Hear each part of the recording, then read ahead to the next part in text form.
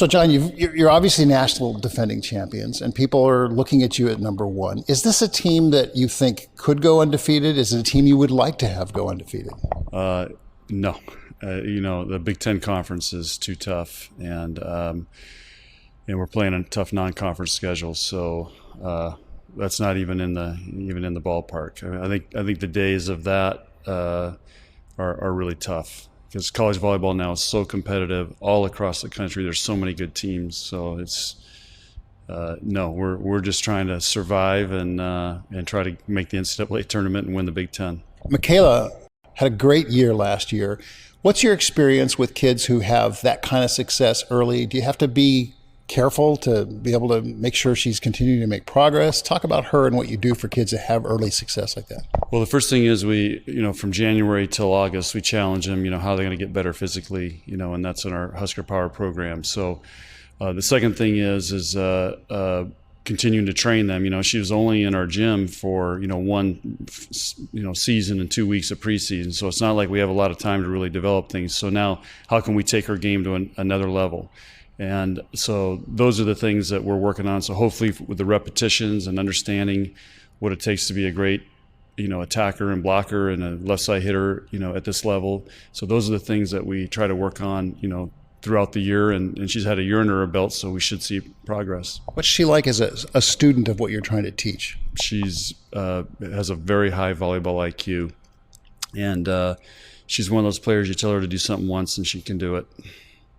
You've had other really memorable seniors, and you have to know sometime at the beginning of the year, it's the last you're going to see them. You've got a couple of pretty terrific ones this year, several terrific ones. As a coach, do you look forward to that senior year? Do you feel like, oh my gosh, I'm not going to have these players anymore? Well, you're right.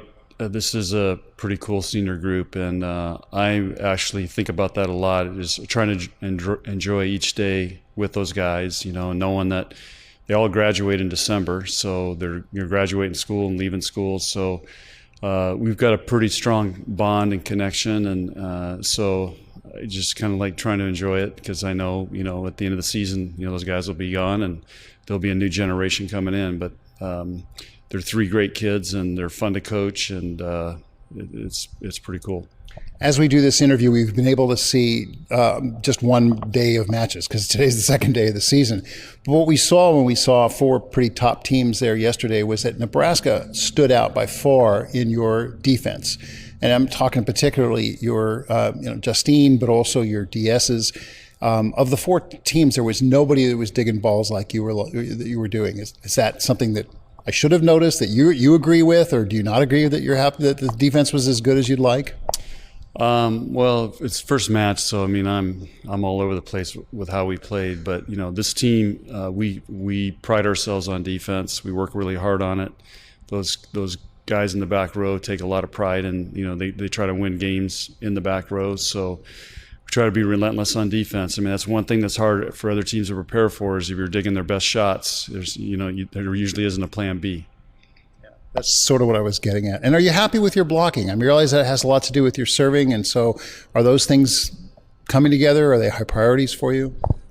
Well, we spend a lot of time on blocking, and last night we left a few out there. But early, blocking is one of the things that takes a while.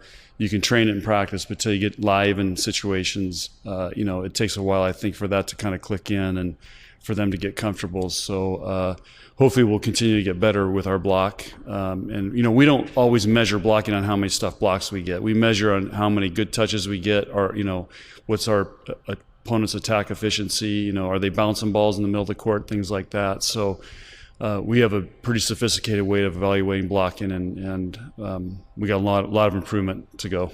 Okay, last question. The Big Ten is now geographically even more spread. Now suddenly you've got Rutgers, you've got Maryland, you've got just the widest variety of gyms and environments and travel kinds of situations as anybody could imagine. What do you do to get your kids ready for that kind of just the grind, if you will, of having to go through such big geography and all the other kinds of things that are different than what they're used to? Well, playing in this tournament is one good way to prepare, because you're going to play two great teams. We have about half Fridays, Saturdays, or Fridays, Sundays that we play. So that's a whole different mindset than playing a Wednesday, Saturday. So it's playing in this tournament and some of our preseason tournaments help us for that. And we talk about that. That also preps you for NCAA tournament where you got to play back to back. The difference is in the Big Ten, you're going to have to travel between that Friday and Saturday match. So I'm not sure there is any way to prepare that except to go through it and have players that have gone through it and understand, what it takes, the mindset that it takes, play, travel, and do it all again the next night in less than 24 hours. It's tough to do. And you gotta, it's nice to have players that have been through it.